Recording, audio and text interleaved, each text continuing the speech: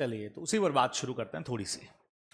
अब ऑडिट का बेस तो कल आप लोगों ने मुझे बताया था कि भाई ऑडिट क्या चीज़ है, क्या है। एग्जामिनेशन करते हैं, बुक्स ऑफ अकाउंट्स चेक करते हैं, फाइनेंशियल स्टेटमेंट चेक करते हैं। एक्चुअली में ऑडिट का जो वर्ड है वो निकल के आया, एक लेटिन वर्ड था ऑडायर, वहां से निकल के आया था। पुराने जमाने में राजा महाराजा लोग होते थे। राजा महाराजा लोग भी क्या करते थे, टैक्स लगाते थे, पैसा इनकम होती थी, फिर एक्सपेंडिचर भी करते थे। फिर राजा का जब दरबार लगता था तो एक बंदा जो होता था, राजा का कह सकते हो खजांची बोल दो, कुछ भी बोल दो, ट्रेजरर बोल सकते हैं अपन उसको। वो क्या करता था, राजा को ऐसे पढ़ के सुनाता था। अपन ने पिक्चरों में, मैं पुराने सीरियल्स में देखा भी है। हाँ जी, इस गांव ने इतना लगान दिया, इसने इतना दिया, यहाँ यहाँ हमारा इतना खर्चा हुआ, हमारे कोष में, हमारे ट्रेजरी में इतना पैसा अभी तक पड़ा हुआ है। राजा और बाकी लोग उसको सुनते थे, टू हियर। तो उसी टू ईयर को हम ऑडायर बोलते थे, उसी को हमने आगे चेंज करके बोल दिया ऑडिट। अब यह है कि बस बोला नहीं जाता है, सारी चीजें रिटन फॉर्म में होती हैं, ऑडिट रिपोर्ट फॉर्म में होती है। तो एक्चुअल में ऑडिट वर्ड तो वहां से निकल करके आया। अब ऑडिट को अगर बेसिकली समझना हो तो सबसे पहला काम अपने को जो करना चाहिए वो है ऑडिट का डेफिनेशन। ये चैप्टर फर्स्ट में भी आपको मिलेगी, ठीक है। जैसा मैंने कहा था, ऑडिट का चैप्टर फर्स्ट स्टार्ट करने से पहले हमको ऑडिट की कुछ बेसिक वोकेबलरी समझनी चाहिए। तो ऑडिट के बेस पॉइंट और ये ऑडिट की कुछ डेफिनेशंस हैं, है ना। इनको इसलिए मैंने नोट्स में भी इंक्लूड नहीं किया है। मेन नोट्स में ऑडिट का डेफिनेशन तो है, मेन बुक में मेरी, लेकिन ये वोकेबलरी की डेफिनेशन नहीं दी है कि नहीं ये चीज तो अपने को लेक्चर में भी अगर देखोगे आप ऑनलाइन भी, तो उसको नोट ही करना है आपको अपने रजिस्टर्स के अंदर। तो अब आज सिर्फ ऑडिट की डेफिनेशन के ऊपर बात करेंगे, उसी में हो जाएगा अपना काम पूरा बढ़िया तरीके से। अब ऑडिट की डेफिनेशन याद होनी चाहिए, और ऑडिट को याद करने का सबसे बढ़िया तरीका, लिखो, हर चीज लिखो, लॉ से डबल। लॉ में तो एक बार तुम नहीं भी लिखोगे तो चल जाएगा, क्योंकि फाउंडेशन में तुमने किया है। ऑडिट में तो बगैर लिखे कुछ है ही नहीं। 11 तो चैप्टर है, जैसे कल भी मैंने कहा था। जितना बढ़िया प्रैक्टिस करना है उतना लिखना। हम बोलते हैं डेफिनेशन 3 बार लिखो बैठ करके घर पे, एक बार देख के लिखो, 2 बार बगैर देख के लिखो, जितना प्रैक्टिस डाल सकते हो अभी से डालो, तभी आपका ऑडिट जो है वो स्ट्रांग बनेगा। तो हमने कहा सर ऑडिट क्या है, पहली लाइन शुरू हुई, audit is an independent examination. Independent examination, पहला एग्जामिनेशन पे तो कल आपसे मैंने बात की थी, difference between investigation and examination, है ना। तो ऑडिट एक तरह का एग्जामिनेशन है, लेकिन एक बहुत बढ़िया वर्ड आया इंडिपेंडेंट। वैसे इंडिपेंडेंट का डेफिनेशन चैप्टर 11 में दे रखा है अपने को, लेकिन यहां मैंने इस पूरी डेफिनेशन का पोस्टमार्टम किया है। ऑडिट हमेशा इंडिपेंडेंट पर्सन करेगा जिसका एंटिटी में कोई इंटरेस्ट नहीं होना चाहिए। It require that he should not act under any influence. अब आप जानते हो ऑडिट रिपोर्ट काम कहां आती है, ये मुझे बताओ सबसे पहले। तो ऑडिट क्यों करवानी है अपने को? कौन है, कल भी बात हुई थी हमारी इसके ऊपर, कौन है जो सिर्फ ऑडिट रिपोर्ट पे ही भरोसा कर रहा है? जैसे बैंक है, अगर बैंक से लोन लेना है तो वो ऑडिट रिपोर्ट पे भरोसा करेंगे। कल को टैक्सेस का काम करना है तो गवर्नमेंट भी किस पे भरोसा करेगी? ऑडिट रिपोर्ट पे। सपोज करिए मुझे ये कहा गया कि सर ये कंपनी है, इसका आईपीओ आ रहा है, ठीक है। तो जब आईपीओ आ रहा है तो मुझे फाइनेंशियल मैनेजमेंट के टीचर ने ये बोला, लाठी सर ने बोला कि सर ये कंपनी का आईपीओ में पैसा लगाना चाहिए। उन्होंने मुझे फाइनेंस के कुछ फंडे समझाए। मैंने कहा सर फाइनेंस के फंडे आप साइड में रखो, मुझे तो इस कंपनी का ऑडिट रिपोर्ट बता दो आप, मैं तो उस पर भरोसा करूंगा सर। उन्होंने ऑडिट रिपोर्ट बताया, ऑडिट रिपोर्ट मैंने पढ़ा, उसके बाद नीचे मैंने देखा ऑडिटर कौन है इसका। तो मुझे पता लगा 2 ऑडिटर हैं। अपन पढ़ेंगे आगे, अपने कंसेप्ट है ज्वाइंट ऑडिटर्स का। बड़ी कंपनीज जो होती है ना उसमें हमेशा मोर देन 1 ऑडिटर होता है। तो मुझे पता लगा यार इसके 2 ऑडिटर्स हैं, उसमें भी एक इनका जो है वो बिग 4 में है। इसका मतलब मैं इस कंपनी पर भरोसा कर सकता हूं। तो सोचो ऑडिट रिपोर्ट इतनी काम आती है प्रोस्पेक्टिव इन्वेस्टर के लिए, या जैसे आपने बताया बैंक को लोन चाहिए। तो अब वो चाहते हैं ऑडिट करना चाहिए इंडिपेंडेंट पर्सन को।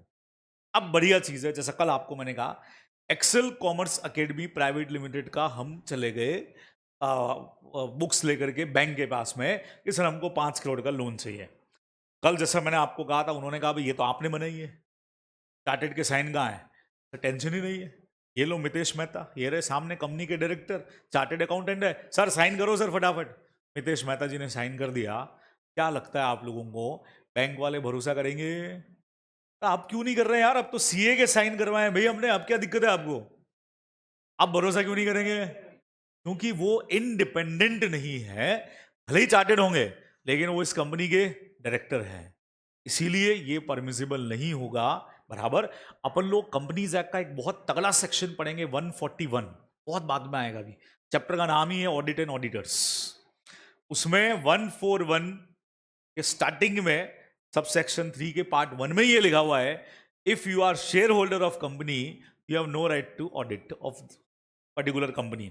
जिस कंपनी के आप शेयर होल्डर हो, जिस कंपनी के आप डायरेक्टर हो, उस कंपनी की ऑडिट आप नहीं कर सकते, क्योंकि इंडिपेंडेंसी चाहिए, लोग भरोसा करेंगे ही नहीं आपके ऊपर, ठीक है ना। तो इसीलिए ये बंदा हमेशा कैसा होना चाहिए, इंडिपेंडेंट होगा, आउटसाइडर ही होना चाहिए। कंपनी का अगर शेयर होल्डर है, कंपनी के मैनेजमेंट से जुड़ा हुआ पर्सन है, तो वो कंपनी का ऑडिट नहीं कर सकता है। ये अपने को ध्यान में रखना चाहिए, सिंपल। अच्छा, अब चलो मितेश सर के घर में तो और कोई चार्टेड अकाउंटेंट है ही नहीं, हाँ एक है। मितेश सर के सन की जो वाइफ है, हमारे स्टूडेंट भी रही हैं, वो चार्टेड है। वो ऑडिट कर दे तो चलेगा? बोलो बोलो बोलो। नहीं चलेगा। फिर क्यों नहीं चलेगा? बायस बिहेवियर तो यहां पे भी हो जाएगा। अगर हमारा चार्टेड अकाउंटेंट कंपनी के डायरेक्टर का रिलेटिव है तो भी दिक्कत ही आने वाली, आप लोग जानते हो। बायस बिहेवियर तो हो गई, और बायस का मतलब कहीं ना कहीं वो आपको इन्फ्लुएंस कर देंगे ऑडिट करने के अंदर। तो इसीलिए ऑडिट की सबसे पहली क्वालिटी क्या है, ये कैसा होना चाहिए, इंडिपेंडेंट एग्जामिनेशन होना चाहिए। ऐसा बंदा करे जिसका कहीं पर भी कोई कनेक्शन कंपनी के साथ में नहीं है, नंबर 1, ठीक है। अच्छा, फिर हमने कहा कि एग्जामिनेशन किस चीज का करोगे, सेकंड पॉइंट फाइनेंशियल इंफॉर्मेशन का। Sir what is the meaning of financial information? Financial information का मतलब यहां दे रखा है आपको, कंपनी के रेफरेंस में अगर बात करें तो नंबर 1 पे बैलेंस शीट। ये आपका फाइनेंशियल स्टेटमेंट का डेफिनेशन भी है, फाउंडेशन में थोड़ी था, ये था कंपनी अकाउंट्स में था क्या कहीं फाइनेंशियल स्टेटमेंट का definition? Section number 2 clause 40 companies act की डेफिनेशन है ये। चलो यहां से बात कर लेते हैं, बैलेंस शीट। पीएनएल और इनकम और एक्सपेंडिचर दोनों क्यों लिखे हैं? बोलो बोलो बोलो, तुमको आता है ये? अगर एनपीओ हुआ तो इनकम और एक्सपेंडिचर, नहीं तो पीएनएल, कैश फ्लो, बराबर। ये आप पढ़ोगे, आपके एफएम के अंदर है कैश फ्लो। उसके अलावा नोट्स टू अकाउंट्स, ये तो आपको पता ही है ना, शेड्यूल 3 में नीचे नोट्स टू अकाउंट्स लगाते हैं अपन। ये सारी चीजें आपकी फाइनेंशियल इंफॉर्मेशन है, तो इसी की ऑडिट की जाती है। तो हमने कहा भी ऑडिट क्या है, डेफिनेशन याद करनी है। क्या है ऑडिट? Independent examination. किसका? फाइनेंशियल इंफॉर्मेशन का। What is the meaning of financial information? Sir balance sheet हो गया, पीएनएल हो गया, इनकम और एक्सपेंडिचर हो सकता है, कैश फ्लो हो सकता है, नोट्स टू अकाउंट्स हो सकते हैं। इन सब में जितने आइटम लिखे हुए हैं उन सब का ही एग्जामिनेशन अपने को करना है। बैलेंस शीट में जितनी एसेट है, जितनी लाइब्रेरीज है, पीएनएल में जितना परचेज है, सेल है, स्टॉक है, एक्सपेंडिचर है, इनकम है, उन सब का ऑडिट करना है। नोट्स टू अकाउंट्स में आपने जितनी चीजें लिख रखी है, कंटीजेंट लाइबिलिटी लिख रखी होगी आपने, उसका ऑडिट करना है, उसको एग्जामिन करना है। एग्जैक्टली वही चीज ऑडिट है, और क्या है? Audit, independent examination. किसका? Sir financial information. किसकी फाइनेंशियल इंफॉर्मेशन भाई? हमने कहा सर किसी एंटिटी की। एंटिटी, सर एंटिटी कौन होगी? आगे समझो, आइदर प्रॉफिट ओरिएंटेड हो या नहीं हो। ये भी आपने बताया मुझे सर, नॉट फॉर प्रॉफिट भी होता है। अच्छा, कंपनीज एक्ट में भी एक कंपनी है जो नॉट फॉर प्रॉफिट होती है, सेक्शन 8 कंपनीज, याद आ गया, बराबर। इररिस्पेक्टिव ऑफ इट्स साइज और लीगल फॉर्म। इसका मतलब एंटिटी से मतलब क्या है? चाहे वो प्रॉफिटेबल हो, चाहे एनपीओ हो। एनपीओ का भी ऑडिट होगा, सेक्शन 8 कंपनी का ऑडिट होता है, क्लब्स का ऑडिट होता है, बराबर से, ट्रस्ट का ऑडिट होता है, सोसाइटी का ऑडिट होता है हमारे यहां पे। चाहे स्मॉल साइज हो, चाहे बिग साइज हो, चाहे मीडियम साइज हो, एंटिटी का साइज कुछ भी हो सकता है। स्मॉल साइज ऑडिट होगी, मीडियम साइज ऑडिट होगी, बिग साइज एंटिटी है ऑडिट होगी, बराबर से। रूल्स तो सेम ही रहेंगे। लीगल फॉर्म कुछ भी हो सकता है, आइदर इंडिविजुअल, फर्म और कंपनी और ट्रस्ट। लीगल फॉर्म सर मतलब इंडिविजुअल पर्सन का भी ऑडिट हो सकता है? हो सकता है, क्यों नहीं होगा। आज अगर मेरा इनकम एक पर्टिकुलर टैक्स लिमिट से ऊपर चला गया, टैक्स के हिसाब से एक पर्टिकुलर इनकम सेट है, उतने से ऊपर अगर मेरी इनकम हो गई, मुझे अपनी बुक्स भी ऑडिट करवानी पड़ेगी भाई। सेम चीज फॉर्म में है। फॉर्म में भी अगर आपका टर्नओवर उस साल में उस पर्टिकुलर लिमिट से ऊपर चला गया तो आपको ऑडिट करवाना पड़ेगा। अच्छा, कंपनी में तो कंपनीज एक्ट में लिखा हुआ है, जैसी भी कंपनी हो, हर कंपनी का, इवन ओपीसी हो, चाहे अपना प्राइवेट हो, चाहे पब्लिक हो, चाहे लिमिटेड बाय शेयर हो, चाहे सेक्शन 8 हो, सबका ऑडिट करवाना कंपलसरी है, बराबर। चाहे ट्रस्ट हो, ट्रस्ट एक्ट में लिखा हुआ है, क्योंकि ट्रस्ट में लोगों का पैसा होता है, आप जानते हो। अब लोगों का पैसा आ रहा है, डोनेशन आ रहा है, तो खर्च ढंग से कर रहे हो कि नहीं कर रहे हो, लोगों को चेक करना पड़ेगा ना, तो उसके लिए उनका ऑडिट भी होता है। तो इररेस्पेक्टिव ऑफ इट्स, देखो क्या लिखा है, एंटिटी आइदर प्रॉफिट ओरिएंटेड और not, irrespective of its size और लीगल फॉर्म। यहां तक की डेफिनेशन क्या कहती है? ऑडिट मींस क्या सर? इंडिपेंडेंट एग्जामिनेशन किसका? फाइनेंशियल इंफॉर्मेशन का। किसकी? एनडीटी की। कौन सी entity? Sir either profit oriented और not, irrespective of its size और लीगल फॉर्म। आराम से डेफिनेशन याद होती है, ठीक है। When such an examination is conducted, और आखिरी लाइन कहती है कि यार तुमने ऑडिट किया क्यों है? When such an examination is conducted with a view to, with a purpose to, purpose हमारा सबसे जबरदस्त है, expressing an opinion thereon, ताकि हम उस पर दे सकें अपनी ओपिनियन। समझना, एक शानदार चीज है जो चैप्टर फर्स्ट में अपन लोग समझेंगे। ऑडिटर कभी भी गारंटी नहीं दे रहा है। सर क्या बात कर रहे हो, गारंटी नहीं दे रहा ना? सर क्यों गारंटी क्यों नहीं दे रहा है? Lot of things are there. Ultimately मुझे जो बुक्स ऑफ अकाउंट्स प्रोवाइड कर रहे हो, मैं चेक करूंगा, एविडेंसेस भी लाऊंगा, लेकिन दे कौन रहा है? मैनेजमेंट, कंपनी दे रही है। फिर कल ही मैंने आपको कहा था मैं इन्वेस्टिगेशन तो कर नहीं सकता, मैं तो सिर्फ एग्जामिनेशन कर सकता हूं। मेरे पास उतने पावर भी नहीं है कि मैं जबरदस्ती घुस करके सारी चीजों को चेक कर सकूं। तो इसीलिए मैं आपको गारंटी नहीं दे सकता कि बुक्स ऑफ अकाउंट्स 100% सही होंगी। सवाल ही नहीं। सिर्फ मैं उस पर क्या दे रहा हूं? अपनी ओपिनियन। और लॉ मेरी ओपिनियन पे ही भरोसा कर रहा है, समझ रहे हैं? लॉ जो है, जहां सब जगह लिखा हुआ है ऑडिट का रिपोर्ट चाहिए, ऑडिट रिपोर्ट में मैं गारंटी थोड़ी दे रहा हूं, मैं सिर्फ क्या दे रहा हूं? ओपिनियन। लेकिन बाकियों की ओपिनियन से मेरी ओपिनियन अलग है, क्योंकि मेरे पास में आईसीए ने सीए का मुझे क्या दे रखा है? डिग्री दे रखा है। तो लोग जिसके ऊपर क्या कर रहे हैं? भरोसा कर रहे हैं। Now what is the meaning of opinion? आपके हिसाब से ओपिनियन वर्ड का मतलब क्या होता है? ओपिनियन मतलब राय, पॉइंट ऑफ व्यू, ठीक है। हर किसी का पॉइंट ऑफ व्यू अपना अलग अलग हो सकता है, ठीक है। तो मैंने यहाँ पे ओपिनियन को दो जगह पे दिया है। जब अपन कल डेफिनेशंस करेंगे तो उस डेफिनेशन में मैंने देखो यहाँ एक वर्ड दे रखा है आपको, ओपिनियन। अच्छा, वोकेबलरी इसलिए जरूरी है, ऑडिट करने के बाद जब भी ओपिनियन दोगे ना तो उसके साथ में ये वर्ड आता है, आगे लिखा है ना मैंने, form and express an opinion. जब अपन लीगल लैंग्वेज लिखेंगे ऑडिट की, उसमें always auditor have to give opinion, ना ना ना ना, गिव ओपिनियन करते नंबर गए। Form and express an opinion, opinion बना के एक्सप्रेस करेगा इन ऑडिट रिपोर्ट। तो ओपिनियन का मतलब होता है पॉइंट ऑफ व्यू। अब वो ओपिनियन क्या देगा? वो चीज सबसे बढ़िया मैंने यहां पे ली है, वो देगा कि financial statement true and fair है कि नहीं है। कैसे है कि नहीं है? True and fair. ट्रू का मतलब सही, फेयर का मतलब ट्रू एंड फेयर। बहुत प्यारी चीज है ये, देखो यहां पे मैंने ट्रू एंड फेयर का मतलब लिया है, truly recorded and Fairlie presented. Simple, बहुत सिंपल एग्जांपल है, ट्रूली रिकॉर्डेड और फेयरली प्रेजेंटेड। चलो पहले एक सिंपल सी बात करते हैं। जैसे मैंने एक एग्जांपल यहां पे लिया, one video recording instrument shown in the balance sheet of Excel Academy, ठीक है।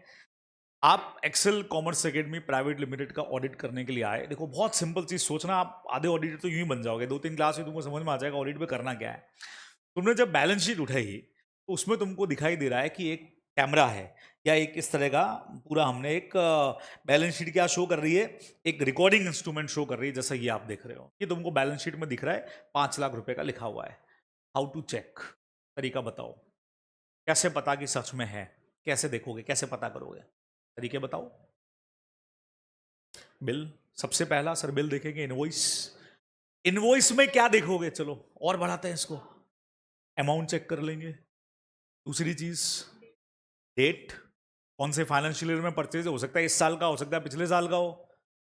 नाम, किसके नाम से? मितेश मेहता, जयेश भंडारी या एक्सेल एकेडमी? अगर हमारे नाम से है तो इसका मतलब पर्सनल है, कंपनी का सेपरेट लीगल एंटिटी होता है, तुमको पता है, तो नाम चेक करोगे। चलो इनवॉइस में ये चेक कर लिया, एक तरीका और बोलो, टैक्स वगैरह चेक कर लेंगे। चलो और बोलो, और कैसे? एक आइटम आ गया बिल, बिल में ये सारी चीजें अपन ने चेक कर ली।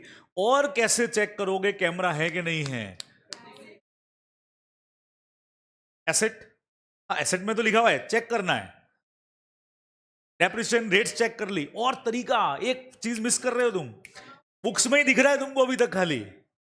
हाँ, फिजिकल वेरिफिकेशन भाई, ऐसी एसेट को तुम फिजिकली भी तो वेरीफाई कर सकते हो। बोलो सर दिखाओ कैमरा कहाँ है, बुक्स में है, बिल देख लिया, एक्सेल एकेडमी का नाम देख लिया, प्राइस देख ली, और होशियार सी होगा तो मॉडल नंबर भी देखेगा।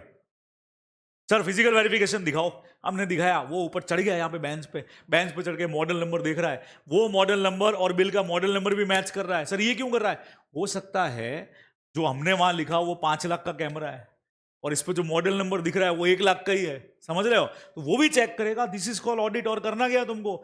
दिस इज कॉल्ड ट्रू, कि हाँ भाई जो एक्चुअल में है वो आपने लिखा है। दूसरी चीज, कैमरा परचेज किया, उसको कहां लिख दिया हमने? परचेज अकाउंट में। सही या गलत अकाउंटिंग पॉलिसीज के हिसाब से? ट्रूली रिकॉर्डेड, मतलब जो हुआ है वो सच में लिखा है, यानी जो बुक्स में लिखा हुआ है वो सच में है, फर्जी एंट्री नहीं है। फेयरली प्रेजेंटेड का मतलब है सही जगह पे लिखा है। ये भी तो अकाउंटिंग प्रिंसिपल में तुमको सिखाते हैं। अच्छा, अब ये फ्रॉड से भी हो सकता है, एरर से भी हो सकता है। गलती से आपने कैमरा को परचेज साइड में लिख दिया, बहुत बड़ा इफेक्ट आ जाएगा उसका। परचेज बढ़ जाएगी, परचेज बढ़ जाएगी मतलब प्रॉफिट तुम्हारे कम हो जाएंगे। ये जानबूझ के भी हो सकता है, अनजाने में भी हो सकता है। जानबूझ के कोई क्यों करेगा? टैक्स बचाने के लिए, प्रॉफिट कम शो करने के लिए, ठीक है। अनजाने में भी हो सकता है, ध्यान नहीं रहा, एकदम से परचेज के बिल आए, उसमें एक इसका भी बिल आ गया, हमने गलती से, यही तो ऑडिटर चेक करेगा और क्लाइंट को बोलेगा भाई गलत लिख रहा है तू, सही कर इसको। अब इधर जानबूझ के किया, अनजाने में किया, वो तुम जानो, लेकिन एंट्री गलत है, तुमने गलत जगह पे लिख दिया है। तो उसी को अपन कहते हैं, देखो, one video recording instrument purchase by Excel Academy, लेकिन गलती से मान लो आपने P&L में रिपेयर के अकाउंट में डाल दिया उसको, या परचेज अकाउंट में डाल दिया उसको। दिस इज कॉल्ड ट्रू, तो है, आपने लिखा तो है, लेकिन फेयरली नहीं लिखा है, गलत जगह पे लिख दिया। तो ऑडिटर एग्जैक्टली यही चीजों को चेक करेगा कि सच में ट्रांजैक्शन हुआ है वही लिखा है, और जहां लिखा है वो जगह सही है कि नहीं है, ये अपने को ध्यान में रखना। This is called audit true and fair. फटाफट लास्ट में 1 मिनट में डेफिनेशन बता दो, वापस टाइम हो गया अपना। Definition, audit is an independent examination, किसका? फाइनेंशियल इंफॉर्मेशन, किसकी? एनडीटी की। एनडीटी आइदर प्रॉफिट ओरिएंटेड और not, irrespective of size and legal form. फिर वो लास्ट वाली लाइन क्या थी? With view of expressing an opinion thereon. बिल्कुल सही है, बराबर से।